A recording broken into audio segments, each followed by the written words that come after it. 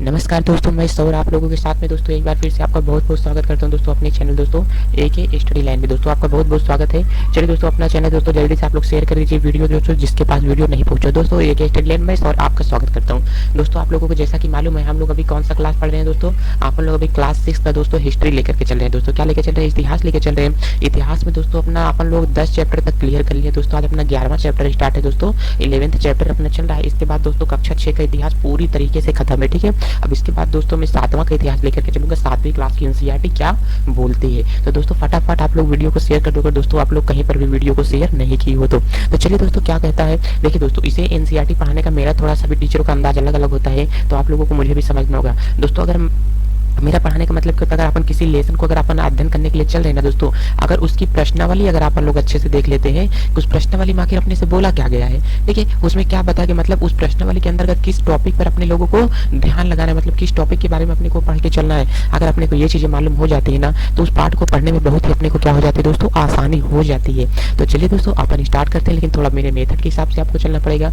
चलिए दोस्तों यहाँ पर क्या मैं पहले प्रश्न ले लिया हूँ कि कक्षा 6 का जो इतिहास है ना, इसके लास्ट पॉइंट पे अपने को क्या बोला गया है, 11 में मतलब कौन कौन से टॉपिक पे अपने को ध्यान देना है। यहाँ पर कहा कि निम्नलिखित को सुमेलित करो, मतलब इसका अपने को मिलान करने का कि स्तूप किसे कहते हैं। या देवी देवताओं की मूर्ति के स्थापित करने की जगह होती है, टीला होता है, स्तूप के चारों ओर वृत्ताकार पथ होता है, मंदिर में लोगों के इकट्ठा होने की जगह होती है, गर्भगृह के ऊपर लंबाई में क्या होता है, निर्माण होता है। और क्या होता है दोस्तों, शिखर क्या होता है, मंडप क्या होता है, गर्भगृह क्या होता है, क्या प्रदक्षिणा क्या होता है, प्रदक्षिणा पथ किसे कहा जाता है। ये सब आप लोग अच्छे तरीके से अध्ययन करके चलेंगे। और यहाँ पर क्या बोल रहे हैं दोस्तों, कह कि खाली जगहों को भरो, क्या बोल रहा है भाइयों, खाली जगहों को भरो करके। डैश एक बड़े गणितज्ञ थे, ठीक है, डैश एक बड़े गणितज्ञ थे, डैश में देवी देवताओं की कहानियां मिलती हैं करके। डैश को संस्कृत रामायण तथा लेखन का भी अध्ययन था, ज्ञान था, क्या माना जाता है। डैश और डैश दो तमिल महाकाव्य हैं क्या, ऐसा अपने से पूछ रहा है कि खाली जगहों को भरो। और यहाँ पर कह रहा है कि धातुओं के प्रयोग जिन पर की अध्यायों में चर्चा हुई है उनकी तुम्हें क्या करो, सूची बनाओ। जिनके बारे में चर्चा की गई है उन्हें क्या दिखाया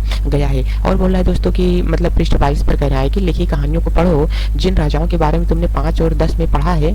अध्याय 5 और 10 में पढ़ा है आपने। देखो अध्याय 5 में भी कोई कहानी रहेगी, 10 में भी कोई कहानी रहेगी। जब आप लोग जाकर के वीडियो देखोगे तो वहां पर आप लोगों को मालूम पड़ेगा कौन सी कहानी थी करके, उनमें यह बंदर राजा कैसे भिन्न था और समान था। और यहाँ पर क्या करें दोस्तों, और भी जानकारी इकट्ठा कर किसी महाकाव्य में एक कहानी सुनाओ करके सीखने, ये आप लोगों के लिए दिया गया है करके। इमारतों तथा स्मारकों को अन्य सक्षम व्यक्तियों के लिए और अधिक प्रवेश योग्य कैसे बनाया जाए, इसके लिए सुझावों की क्या करो तुम सूची बनाओ। और करें कि कागज के अधिक से अधिक उपयोग की क्या करो सूची बनाओ। और इस अध्याय में बताए गए स्थानों में से तुम्हें किसी एक को देखने का मौका मिले तो किसको चुनोगे। मतलब इस लेसन में अपने को कोई न कोई ऐसा पौराणिक स्थान बताया जाएगा। अगर अपने को वहां पर टूर करने के लिए बोला जाता है तो आप कौन सी जगह टूर पसंद करोगे, ये आपसे यहाँ पर 8वें क्वेश्चन में बोल रहा है। चलिए दोस्तों अपना ये थोड़ा एक स्टडी लेके दोस्तों आप लोग शेयर नहीं किए हो वीडियो, तो दोस्तों आप लोग ज्यादा से ज्यादा शेयर करो एक स्टडी लेन दोस्तों। जब तक आप लोग सपोर्ट नहीं करोगे तब तक कुछ नहीं होगा। ध्यान से देखो दोस्तों, यही अगर मैं आप लोगों को यहाँ पर फ्री में पढ़ा रहा हूँ, पहली बात मैं कभी आप लोगों से पैसा लूंगा नहीं, मैं वादा करता हूँ। नहीं तो आप लोग देखो जाकर के कहीं भी, मैं किसी चैनल का नाम नहीं लेना चाहता हूँ, आप लोग जानोगे खराबी आ जाएगा। तो दोस्तों अगर इसी को पढ़ाने के लिए लोग क्या करें, 999 में अपना कोर्स बेच रहे हैं। 1500 वाला कोर्स संडे आ गया है, ठीक है, संडे स्पेशल कोर्स लॉन्च हो रहा है, 2 घंटे के लिए ऑफर है इसमें। चलो 999 में कोर्स में लॉन्च कर रहा हूँ 1500 वाला कोर्स, ठीक है। और क्या बोलेंगे, दीपावली भी आ रही, होली आ रही है, इस पे भी मैं अपना कोर्स लॉन्च करूँ। अरे क्या कर रहे हो भाई, अगर बच्चों को पढ़ने की चीज है यार, किताब है यार, तुम लोग क्यों कोर्स को परचेज कर रहे हो। क्या तुम लोग किताब नहीं पढ़ सकते हो। मानता हूं मेरा टीचर के समझ में चीजें नहीं आती है। यूट्यूब पर जाकर के देखो बेचारे इतने मेहनत कर करके कितना मेहनत कर करके सभी लोग मुफ्त में पढ़ाने के लिए कितने हैं, कितने लोग ऐसे हैं। मैं कितने चैनलों का आप लोगों को नाम बता दूं, किसी का फिलहाल नाम नहीं बता सकता हूँ। जाकर के एक बार यूट्यूब पर सर्च तो करो यार, सभी के सभी एनसीईआरटी मुफ्त में सभी टीचर लगे हुए हैं आपको पढ़ाने के लिए। लेकिन फिर भी आप लोग पैसा क्यों खराब करो, उसी पैसे को किसी अच्छे काम में लगाओ ना। बोलो, लगा भी सोच सकते हो आप लोग, क्यों जाकर के मतलब देखो एक ऐसा टाइम आ गया है ना कि लोग अब मतलब हर चीज का मतलब त्योहार स्पेशल लॉन्च करते हैं, ठीक है। आज मेरा बर्थडे, आज ये त्योहार है, आज दीपावली है, होली है, अभी होली आ रही, देखना कितने चैनल वाले कोर्स अपना लॉन्च करेंगे।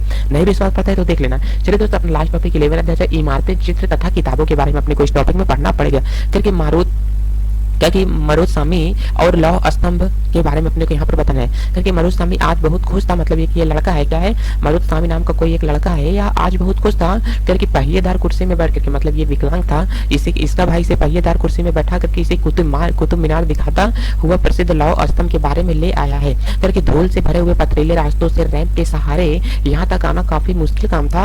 आपने इस अनुभव को मरुदस्वामी कभी नहीं भूल पाएगा। देखो कोई बच्चा है मतलब इतने परिश्रम करके क्या गया, टूर पे गया है, तो मतलब वो पौराणिक चीजों को उसका भाई उसे क्या किया दिखाया, कुतुब मीनार दिखाया, अशोक चक्र दिखाया, सॉरी अशोक स्तंभ दिखाया, जो कि लोहे का ही तो बना है ना। अब देखो इसमें आखिर टॉपिक में क्या क्या पढ़ना है अपने आप को। देखो यहाँ प्रकार की धातु विज्ञान की बात कही गई है, ठीक है दोस्तों। आप लोग कमेंट करके बताओ किसी 5 धातुओं के नाम तथा सबसे कठोर धातु कौन सी कही जाती है, ठीक है। साइंस पढ़ोगे तो आप लोगों को बहुत अच्छा नॉलेज होगा सबसे कठोर धातु कौन सी कही जाती है। चलो, और यहाँ पे देखो दोस्तों करके प्राचीन भारतीय धातु वैज्ञानिकों ने विश्व धातु विज्ञान के क्षेत्र में प्रमुख योगदान दिया है। करके पुरातात्विक मतलब पुराने समय की खुदाई से यह दर्शाया गया है कि हड़प्पावासी कुशल शिल्पी थे और उन्हें तांबे और धातुकर्म जैसी मतलब धातुकर्म मतलब धातु को शोधन करना। धातु का शोधन कभी नहीं होता है, अयस्क का शोधन होता है। अयस्क को निकालते हैं, अयस्क में से धातुओं को निकाला जाता है। अगर आप लोग साइंस पढ़ोगे या 9वीं या तो 12वीं सॉरी 10वीं और 12वीं में ये चैप्टर है केमिस्ट्री का, धातु का कर्म, ठीक है। मतलब धातुओं का शोधन मतलब धातुएं कैसे निकाली जाती है। कह रहा है कि यहाँ पर उन्होंने तांबे और टिन को मिला करके कांसा भी बनाया था। मतलब जो हड़प्पावासी थे तब के जमाने में देखो कि तांबे और टिन को मिला देते हैं तब क्या बनता है, कांसा मिलता है। जहाँ हड़प्पावासी कांस्य युगीन से जुड़े थे वहाँ उनके उत्तराधिकारी लौह युग से संबंधित थे, क्योंकि भारत अत्यंत विकसित किस्म के लोहे का निर्माण करता था, जैसे खोटा लोहा, पिटवा लोहा और क्या है ढलवा लोहा होता है। अच्छा आप लोग मेरे को ये बताओ लोहे के अयस्क, ठीक है, लोहा किसमें से निकाल कर किसमें से लोहा निकाला जाता है, और स्टील की प्राप्ति कैसे होती है, और स्टील कितने प्रकार की होती है। क्या लोहे को ही स्टील बोलते हैं क्या, लोहे की स्टील कब बोला जाता है। आए भाई आप लोग आयरन को स्टील कब बोलते हो, इसे आप लोग कमेंट करके बोलो। चलिए दोस्तों अपन लोग आगे देखते हैं करके लौह स्तंभ की बात जब कभी भी आती है दोस्तों आप लोग अशोक स्तंभ को ही सोच करके चलोगे। यहाँ पर दोस्तों बोल क्या रहा है अपने को, महरौली कहाँ पर पड़ता है, दिल्ली में पड़ता है। करे कुतुब मीनार के परिसर में, मतलब जहाँ पर कुतुब मीनार है, कुतुब मीनार के परिसर में खड़ा यह लौह स्तंभ का एक भारतीय शिल्पकारों की कुशलता का एक अद्भुत उदाहरण है कि जिसकी ऊंचाई 7.2 मीटर। अशोक स्तंभ की ऊंचाई यहाँ से याद करना, क्वेश्चन में पूछा जाने वाला, ये बहुत टॉपिक पूछे जाते हैं। इसकी ऊंचाई कितना है 7.2 मीटर तथा इसका वजन कितना है 3 टन से भी ज्यादा इसका क्या है वजन है। अब देखो 3 टन से अशोक स्तंभ की ऊंचाई कितना है 7.2 मीटर, वजन कितना है 3 टन से भी ज्यादा। यहीं पर आप लोगों को क्वेश्चन बता दूं, अगर आप लोगों को कितना पूछ रहा है 3 टन पूछ रहा है, 3 टन का मतलब कितने किलोग्राम होगा, तो आप लोगों को बोलो 1 टन जो होता है ना दोस्तों, 1 टन में कितने होता है दोस्तों 10 क्विंटल होता है। कितना होता है 10 क्विंटल होता है।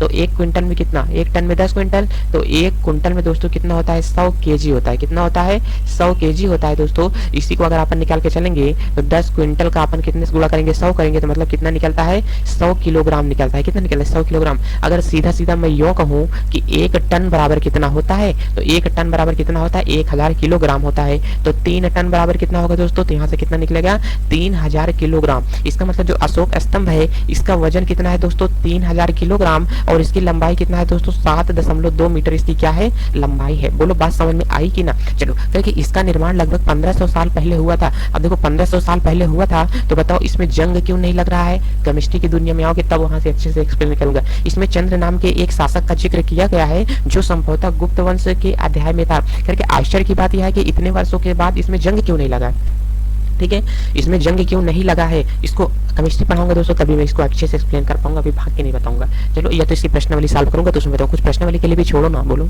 चलो करे कि ईंटा और पत्थरों की इमारतें, ईंटे और पत्थरों की इमारतें कौन कौन सी हैं, करके हमें शिल्पकारों की कुशलता के नमूने स्तूप जैसी कुछ इमारतों को देखने को मिलता है। स्तूप शब्द का शाब्दिक अर्थ क्या होता है टीला होता है। अब देखो टीला का मतलब क्या होता है, जहाँ पर किसी व्यक्ति के मरने के बाद कोई निशानी रखी जाती है उसी को अपन क्या बोलते हैं स्तूप बोलते हैं, तो क्या बोलते हैं टीला बोलते हैं। अभी मैं जिस कंप्यूटर से आप लोगों को पढ़ा रहा हूँ, अगर मैं कहूँ मेरे मरने के बाद में इस कंप्यूटर को मेरे इसी रूम में क्या करना दफना देना, दफना नहीं देना मतलब किसी बक्से वगैरह में करके इसे अच्छे से रख देना, तो लोग क्या, अगर मैं बहुत बड़ा आदमी बन जाऊंगा मतलब जैसे क्या बहुत प्रचलित हो गया, मैं ठीक है मुझे कोई ज्ञान प्राप्त हो गया कुछ भी हो गया, तो मतलब लोग यहाँ पर आएंगे इसे दर्शन करने के लिए आएंगे। तो जो मेरा रूम है इसी रूम को ही हम लोग क्या बोल देंगे स्तूप बोल देंगे। सिंपल है, लॉजिक है, कोई टेंशन नहीं है, समझ में आया कि ना। चलो करके हालांकि स्तूप विभिन्न आकार के होते थे, कभी गोल कभी लंबे तो कभी बड़े या कभी छोटे। करके उन सब में से एक समानता यह है कि सभी स्तूपों के भीतर एक छोटे से डिब्बा रखा जाता था और उस डिब्बे में बुद्ध या उनके अनुयायी मतलब उनका मार्ग का अनुसरण करने वाले बुद्ध धर्म के मार्ग को मानने वाले के शरीर के अवशेष रखे जाते थे।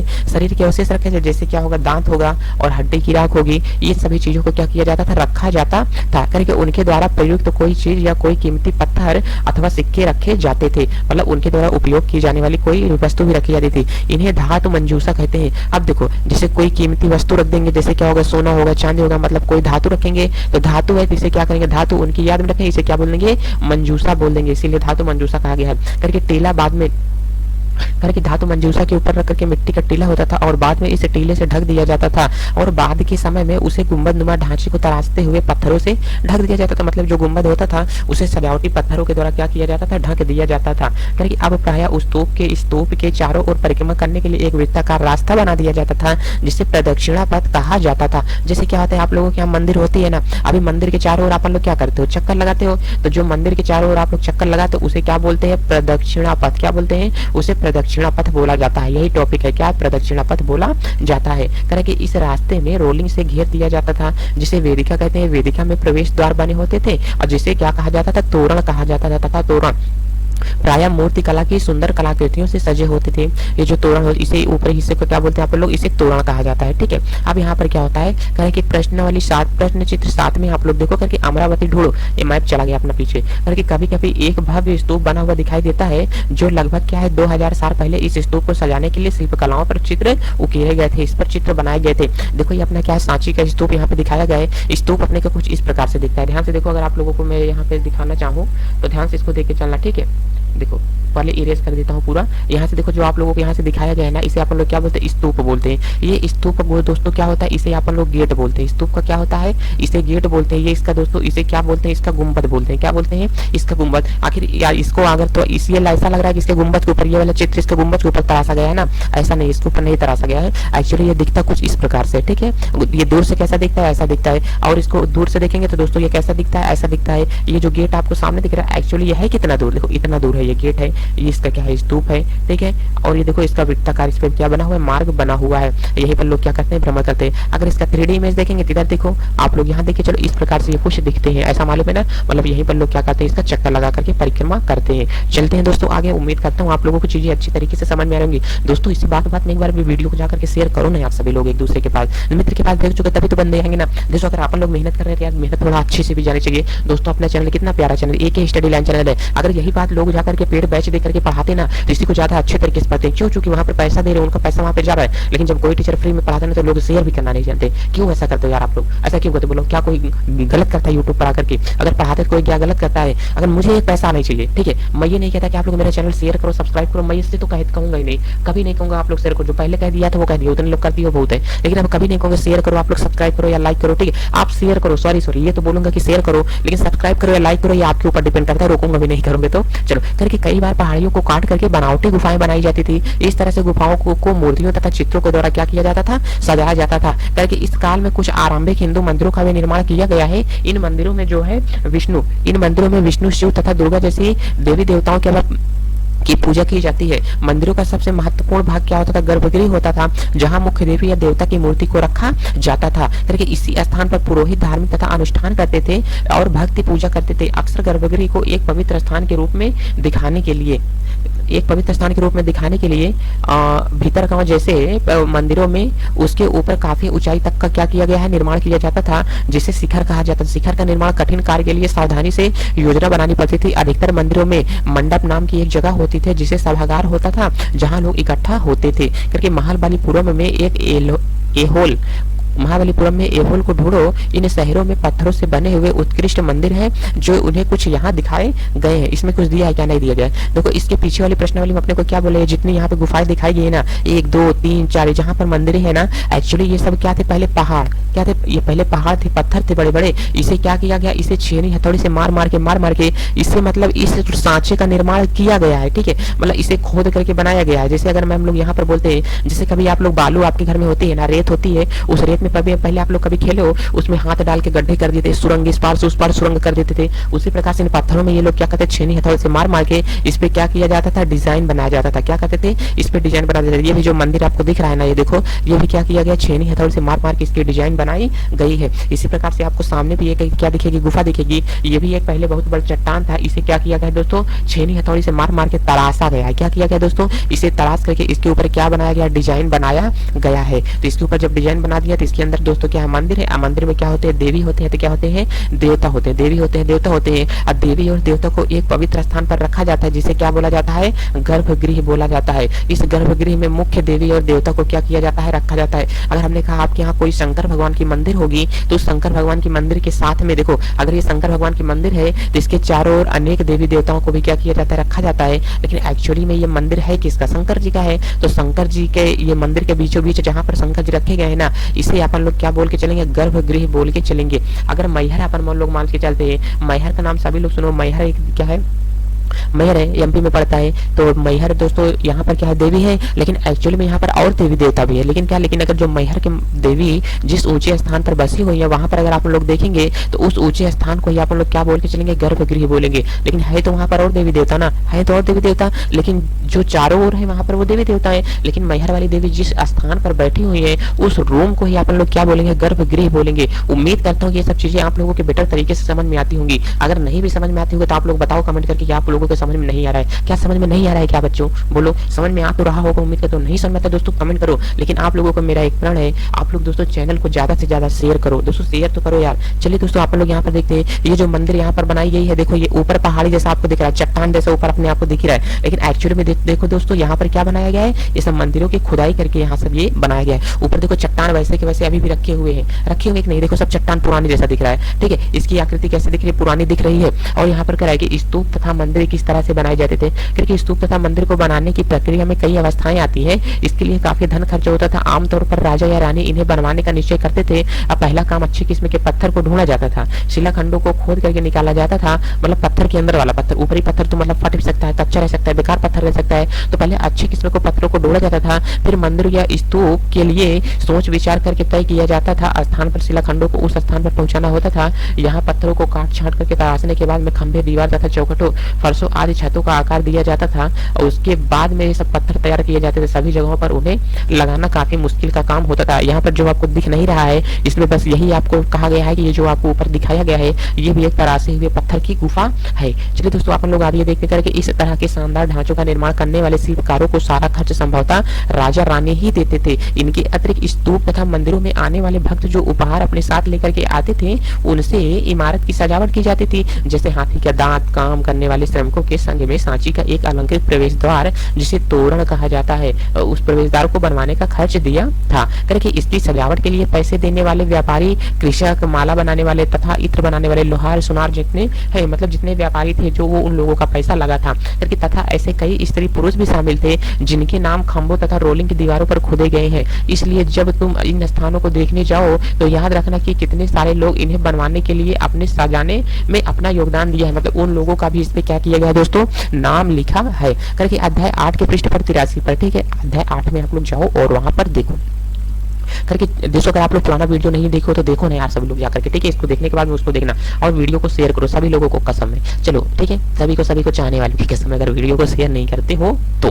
चलो करके मानचित्र 7 में अजंता की गुफा को ढूंढो। यह वह जगह है जहाँ के पहाड़ों में सैकड़ों सालों के दौरान कई गुफाएं खोदी गई है। इनमें से ज्यादातर बौद्ध भिक्षुओं के लिए भी बनाए जाते थे। इनमें से कुछ को चित्रों के द्वारा सजाया गया था और यहाँ इनके कुछ उदाहरण दिए गए हैं। गुफाओं के अंदर अंधेरा होने की वजह से अधिकांश चित्र मसालों की रोशनी में बनाए गए थे। इन चित्रों के रंग 1500 साल बाद भी क्या कर इन चमकदार है और ये रंग पौधों तथा खनिजों से बनाए गए थे। इन महान कलाकृतियों को बनाने वाले कलाकार अज्ञात हैं। मतलब जितने कलाकार पहले थे वैसे क्या आज भी है क्या, देखो यार कितने, मतलब जो कुछ भी बना है इसमें तो समझ में थोड़ा कम आ रहा है, लेकिन देखो यहाँ पर हर जो चित्र खोदा गया है, जो बना है, हर अलग तरीके का ही एक चित्र है। देखो कितनी शानदार डिजाइन, आज तक आजकल लोग इस तरह कंप्यूटर से डिजाइन निकालते हैं।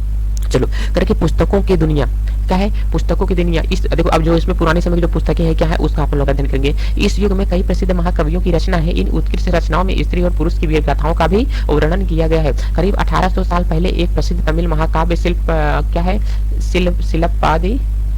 शिलप्पादिकारम की रचना इलांगो नामक कवि ने की थी। इनमें से एक है कि कोवलन नाम के एक व्यापारी की कहानी है। करके यह पुहार में रहता था, अपनी पत्नी कन्नगी की उपेक्षा कर वह एक नतरकी माधवी से प्रेम करने लगा। मतलब अपनी पत्नी को छोड़ करके एक नतरकी माधवी जिसका नाम था उससे प्रेम करने लगा। करके बाद में वह कन्नगी पुहार को छोड़ करके मदुरई चली गई। कन्नगी के उपेक्षा कर मतलब इसकी जो पत्नी है जिसे ये छोड़ा, ये अपनी किसी प्रेमिका से प्रेम करने लगा और कन्नगी क्या करी, इसे छोड़ करके मदुरई चली गई। और वहां पांड्य राजा के दरबारी जौहरी ने कोवलन क्या है, कोवलन पर चोरी का झूठा आरोप लगाया, जिस पर सजा जिस पर राजा ने उसे प्राण दंड दे दिया सजा के तौर पर। कन्नगी जो जो अभी भी उससे प्रेम करती थी, मतलब उसकी पत्नी है तो हस्बैंड ही नया है तो पहला प्यार। कोई पहला प्यार अपना भूल सकता है क्या? कमेंट करके जरूर बोलना, ठीक है। लेकिन आज के लिए कुछ होता नहीं। लेकिन एक बात है, लड़कियां प्यार के प्रति कुछ ज्यादा इच्छुक होती हैं, मतलब अपने प्यार के लिए कुछ भी कर सकती है, ऐसा मेरा भी मानना है। लड़के उतना सक्षम नहीं होते हैं, लेकिन लड़कियां उतनी सक्षम होती हैं, अपने प्यार के लिए कुछ भी कर सकती हैं। चलो मैं भी किधर बह जा रहा हूँ। चलो, क्योंकि इस अन्याय के कारण दुख और रोष से भर गई और उसने मदुरै शहर का विनाश कर डाला। देखो ऐसी प्रेमिका है। कह रहे कि पुरानी कहानियों का संकलन तथा संरक्षण क्या है, क्योंकि हिंदू धर्म से जुड़ी कई कहानियां जो बहुत पहले से प्रचलित थी इसी काल में लिखी गई, इनमें पुराण भी शामिल है। क्योंकि पुराण शब्द का आर्थिक अर्थ क्या होता है बच्चों? ये क्या होता है? प्राचीन होता है। पुराण का मतलब ही पुराना शब्द होता है, ठीक है। क्योंकि पुराणों में विष्णु, शिव तथा दुर्गा, पार्वती जैसे देवी देवताओं की जुड़ी कहानियों का वर्णन किया गया है। इनमें इन देवी देवताओं की पूजा की विधियां दी गई हैं, क्योंकि इनके अतिरिक्त संसार की सृष्टि तथा राजाओं के बारे में भी कहानियां प्राप्त होती हैं। अधिकतर पुराण सरल संस्कृत श्लोक में लिखे गए हैं, क्योंकि जिससे अब उन्हें सुन और समझ सके। करके स्त्रियां शूद्र जिन्हें वेद पढ़ने की अनुमति नहीं थी वे भी इसे सुन सकते थे। पुराणों का पाठ पुजारी मंदिरों में किया करते थे, करके जिसे लोग सुनने के लिए आते थे। करके दो संस्कृत महाकाव्य महाभारत और रामायण लंबे अरसे से लोकप्रिय रहे हैं। क्योंकि तुमने भी कुछ बच्चे इस कहानियों से परिचित होंगे। क्या तुम लोग रामायण और महाभारत देखे हो? करके परिचित होंगे। और पांडवों के बीच युद्ध की कहानी है। करके इस युद्ध का उद्देश्य पुरु वंश की राजधानी हस्तिनापुर, देखो हस्तिनापुर कहाँ पड़ता है? हस्तिनापुर उत्तर प्रदेश में एक दोस्तों क्या है डिस्ट्रिक्ट है, यहाँ पर ये पड़ता है, ठीक है। लगभग ये अगर जाएंगे थोड़ा ऊपर उत्तराखंड वगैरह पड़ता है तो हस्तिनापुर दोस्तों वहीं पर पड़ता है। और यहाँ पर की कहानी को बहुत पुरानी है, पर आज इसे हम जिस रूप में जानते हैं वह करीब 1500 साल पहले, क्या बोल रहा है कि वह करीब 1500 साल पहले लिखे गए। ऐसा माना जाता है कि पुराणों और महाभारत दोनों ही व्यास नाम के ऋषि ने संकलित किया है। मतलब जो पुराण है और महाभारत है इन दोनों को किसने संकलित किया है, किसने लिखा है? तो क्या व्यास नाम के ऋषि ने। महाभारत में ही भगवत गीता भी है। देखो भगवत गीता महाभारत में है, जिसके बारे में तुम अध्याय 9 में पढ़ा है। करे कि रामायण की कथा कौशल के राजकुमार के राम के बारे में है। करके उनके पिता उन्हें वनवास की सजा दे देते हैं। वन में उनकी पत्नी सीता का लंका के राजा अपहरण कर लेता है। सीता को वापस पाने के लिए राम को लड़ाई लड़नी पड़ी कि वे विजय होकर कौशल की राजधानी अयोध्या। महाभारत की तरह ही रामायण भी एक प्राचीन कहानी है, करके जिसके बाद में लिखित रूप दिए गए संस्कृत रामायण के लेखन वाल्मीकि माने जाते हैं। अब देखो यहाँ पर कह रहा है कि जो अपना दोस्तों क्या है महाभारत है, क्या है महाभारत के रचयिता दोस्तों कौन है? यहाँ पे व्यास दिखा रहा है। और जो क्या है रामायण है, रामायण के रचयिता कौन है दोस्तों? वाल्मीकि है, ठीक है। कौन है? वाल्मीकि। ये क्वेश्चन आप लोगों के दिमाग में यहाँ से छपना चाहिए। और हस्तिनापुर है दोस्तों, हस्तिनापुर कहाँ पड़ता है? यूपी में पड़ता है, ठीक है। और आप लोगों को यहीं से बताओ कि उत्तर प्रदेश का पुराना नाम क्या है? क्या है उत्तर प्रदेश का पुराना नाम क्या है? कमेंट करके आप लोग जरूर बोलो जितने लोग जानते हो यूपी का पुराना नाम। अगर यूपी में रहने वाले बच्चे हो तो यूपी जहाँ के भी रहने वाले हो, बट आप उत्तर प्रदेश का पुराना नाम क्या है उसे आप लोग कमेंट करके जरूर बोलो। चलिए दोस्तों इसके आगे देखते हैं आखिर अपने को क्या बताया गया है। क्योंकि बंदर राजा की कहानी। अब देखो मतलब बंदर राजा की कहानी, इससे बंदर राजा की कहानी कुछ समझा नहीं यार। अरे यार जैसे क्या राजा की कहानी में बोला तो तुम समझे कि नहीं? अच्छा क्या समझे? कुछ नहीं समझे। देखो मैंने क्या बोला, कोई ये क्या होता है गाँव होता है, यहाँ पर एक क्या रहता है राजा रहता है, इसकी छोटी छोटी सभी दोस्तों क्या रहती है? प्रजा रहती है। क्या रहती है? जो राजा की रहता है इसकी सभी क्या रहती है? प्रजा रहती है। मतलब राजा को क्या करना पड़ता है? प्रजा की बात मानना, मतलब उनके दुख दर्द को दूर करना पड़ता है। ये तो बात हो गई दोस्तों किसकी? ये राजा की बात हो गई। लेकिन इस प्रकार से एक जंगल होगा दोस्तों, क्या होगा अगर कोई फॉरेस्ट है तो यहाँ पर फॉरेस्ट में सभी जानवर रहते हैं। यहाँ पर बंदर का भी राजा था, बंदरों का राजा, ठीक है। बंदरों के राजा की उसी की कहानी बताई है। मतलब सभी बंदरों का जो श्रेष्ठ था उसकी कहानी। एक समय बंदरों का एक महान राजा हुआ करता था। वह हिमालय पर गंगा नदी के किनारे 80,000 अनुयायियों के साथ, मतलब 80,000 बंदरों के साथ रहता था। इन सारे बंदरों को एक खास आम के पेड़ का फल बहुत प्रिय थे। आम बहुत ही मीठे थे। इतने स्वादिष्ट आम धरातल पर नहीं उगते थे। एक दिन एक पका हुआ आम गंगा नदी में गिरा। गंगा नदी में गिर करके बहते हुए वाराणसी पहुंचा। उस वक्त नदी में नहा रहा एक राजा नहा रहा था। उसने वह आम मिल गया। उसे चख करके वह इतना हैरान हो गया कि अपने राज्य के जंगलों की देखभाल करने के लिए पूछा कि वह इस आम के पेड़ को ढो सकते हैं या नहीं। वे राजा को हिमालय की पहाड़ी पर ले गए। उनके जो इतने राजा के दरबारी थे सभी उनको क्या ले गए? हिमालय की पहाड़ी पर ले गए। वहां पहुंच कर राजा और उनके दरबारी ने खूब आम को खाया। और रात में जब वहां पर वो लोग रोज रहते हैं तो देखते हैं कि वहां पर बंदरों की सेना आती है और वो भी आम का मजा लेती है। इस बात को देख करके राजा को बहुत ही कष्ट होता है कि ये लोग आम क्यों खा रहे हैं, ऐसे तो आम खत्म हो जाएगा। तो उसको देखने के बाद में उसके बाद राजा क्या कहते हैं? आदेश देते हैं कि सभी बंदरों को मार डालो। अब देखो जब ये राजा है सभी बंदरों को मारने के लिए आदेश दे दिए तो जो बंदरों का राजा था क्या करे कि उसने बंदरों का राजा था, उसने ये बात सुनी तो उसे बहुत ही कष्ट गया और उसने रातों रात क्या किया? आम की पेड़ की टहनियों को काट करके तोड़ करके उन्हें आपस में बांध करके एक नदी का पर पुल बना लिया और नदी के पुल के दूसरी छोर तक तब तक उस डंडे को पकड़ के खड़ा रहा जब तक कि उसकी सारी प्रजा पार नहीं हो गई। इस प्रयास से वह इतना थक सा गया कि वह मरणासन होकर के गिर गया, मतलब वह थक करके गिर गया। और जब व्यक्तियों का राजा इस बात को देखा तो बंदर की कहानी को देख करके वह हैरान हो गया और उसने उनको मारने की कोशिश को छोड़ करके वह क्या करने लगा, उस बंदर को बचाने की कोशिश किया, परंतु वह असफल हो गया। बंदर की राजा की मृत्यु के बाद राजा ने उसका शोक बहुत ही सम्मान पूर्वक किया। देखो ये आम का पेड़ है, ये सभी यहाँ पर क्या है, ये बंदर है, लेकिन क्या है, ये एक छोर पर जाकर के इधर खड़े हो गए और यहाँ पर दूसरी ओर क्या करने लगे, जाने लगे। सभी बंदर कूद कूद के नदी के उस पार जाने की चेष्टा कर रहे हैं। देखो यार क्या बताऊं, इस कहानी को पढ़ते हुए मेरे रोम रोम भर जा रहे हैं। अरे यार क्या कहानी, देखो राजा हो या कोई व्यक्ति या कोई गर्लफ्रेंड या बॉयफ्रेंड, मतलब प्यार तो प्यार होता है। राजा का जनता से प्यार, जीएफ का बॉय से प्यार, मतलब क्या कहानी है यार। मतलब देखो बेचारा मर गया, एक जानवर होकर के मर गया, मतलब क्या अपनी प्रजा के प्रति क्या प्रेम। वाह, आज के जमाने में ऐसे राजा होने चाहिए। चलो अब यहाँ पे देखते हैं कि विज्ञान की पुस्तक इस समय गणितज्ञ तथा खगोल शास्त्री आर्यभट्ट ने संस्कृत में आर्यभट्टी नामक की पुस्तक लिखी थी। इनमें से उन्होंने लिखा था कि पृथ्वी दिन और रात पृथ्वी अपनी धुरी पर चक्कर काटने की वजह से होते हैं, जबकि लगता है कि रोज सूर्य निकलता है और डूबता है। उन्होंने ग्रहण के बारे में भी एक वैज्ञानिक तर्क दिया। उन्होंने वृत्त की परिधि को मापने की विधि भी ढूंढ निकाली थी कि जो कि लगभग उतनी ही सही है जितनी की आज प्रयुक्त होने वाली विधि है, क्योंकि वराह मिहिर, ब्रह्मगुप्त और भास्कराचार्य कुछ अन्य गणितज्ञ और खगोलवेत्ताओं थे जिन्हें ये सब खोजे की थी। देखो वृत्त की परिधि क्या होती है, वृत्त के चारों ओर अगर अपन लोग एक कपड़ा पहनाएंगे ना तो इसके चारों ओर की जो बाहरी दूरी है इसी को अपन लोग क्या कहते हैं, वृत्त की परिधि बोलते हैं। तुम लोग अगर हमने कहा ऐसे तुम ऐसे मोटे पतले हो, यहाँ से इंची टेप लगाओ, यहाँ से नापना शुरू कर दो तो आप लोग क्या कहलाओगे, परिधि कहलाएगी आपकी। ठीक है, चलिए आगे देखते हैं। और कहा है कि शून्य अंकों का प्रयोग सबसे पहले होता रहा है, पर अब भारत के गणितज्ञों ने शून्य के लिए एक नए चिन्ह का प्रयोग किया था। तब की बात है जब जीरो की खोज हुई थी, तो अंकों का प्रयोग सबसे पहले होता रहा है, पर अब भारत गणितज्ञों के लिए शून्य एक नए चिन्ह का आविष्कार किया गया था। गिनती की यह पद्धति अरबों द्वारा अपनाई गई और तब यूरोप में भी फैल गई थी। आज भी यह पूरी दुनिया प्रयोग में जीरो का उपयोग करती है। रोम के निवासी शून्य का प्रयोग किए बगैर गिनती करते थे। उसके बारे में और भी जानकारी हासिल करने की कोशिश करो कि जब मतलब रोम के बारे में वो जानकारी हासिल करो जब वो बिना जीरो के गिनती लिखना स्टार्ट करते थे। ठीक है, चलो 10 कैसे लिखते होंगे सोच के बताओ। चलो कह रहा है कि आयुर्वेद चिकित्सा विज्ञान की एक विख्यात पद्धति है जो कि प्राचीन भारत में विकसित की गई है। प्राचीन भारत में आयुर्वेद के 2 प्रसिद्ध चिकित्सक थे, करके चरक करके प्रथम द्वितीय शताब्दी की ईस्वी और अशुद्ध चौथी शताब्दी की ईस्वी। करके चरक द्वारा चरक संहिता,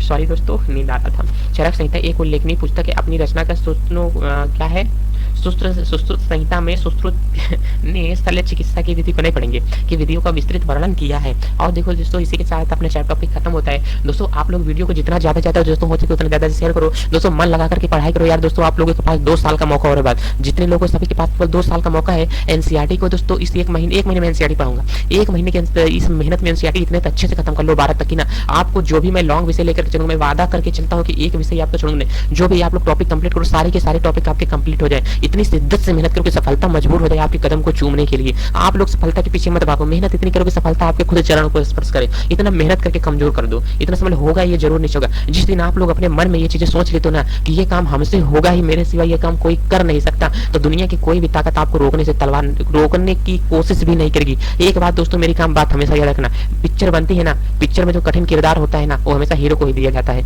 अगर लाइफ आपकी ऊंची है नीची है, कुछ भी समस्याएं आएंगी जाएंगी, अगर कभी कभी चैलेंजिंग पॉइंट होता है, अगर चैलेंजिंग पॉइंट को पार करके आप लोग सफलता को प्राप्त करते हो ना यार, वही तो इतिहास की कहानियां सुनाने में मजा आता है ना। जो मजा उसको सुनाने में ना और किसी को बताने में है नहीं कि मैंने इतनी मुसीबतों को झेलते हुए मैं यहाँ पर इस सफलता पे सक्सेस के पीछे पहुंचा हूँ। जितने भी IAS IPS बने हैं ना उनकी एक बार मोटिवेशन की कहानियां सुन करके देखो क्या बताते हैं। सब अपनी कहानी में बस यही बताते हैं। ठीक है दोस्तों, आप लोग वीडियो को ज्यादा से ज्यादा शेयर करो। अगर मेरा प्रयास अच्छा है दोस्तों समझाने का तो आप लोग वीडियो को ज्यादा से ज्यादा शेयर करो। चलो दोस्तों thank you very much video देखने के लिए, बहुत बहुत धन्यवाद दोस्तों आपका वीडियो देखने के लिए। चलते दोस्तों इसी के साथ वीडियो क्लोज करते हैं। Thank you very much. सभी लोग अपना ध्यान रखना।